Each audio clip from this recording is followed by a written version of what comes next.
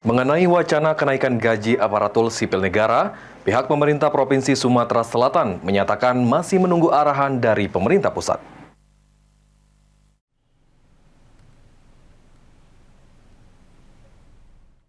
Menurut PJ Sekda Sumatera Selatan Edward Chandra, informasi adanya wacana gaji ASN bakal naik telah diterima dari pemerintah pusat.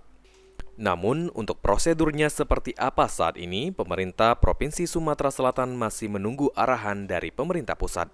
Ditambahkan Edward Chandra, adanya wacana kenaikan gaji ini pastinya seluruh ASN patut bergembira dan bersyukur, serta bisa menjadi motivasi bagi ASN untuk meningkatkan kinerjanya agar lebih baik lagi.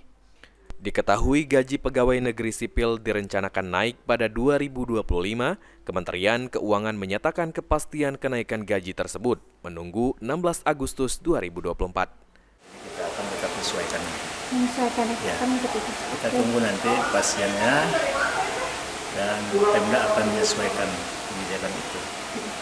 Kalau ditanya PNS pasti senang ya.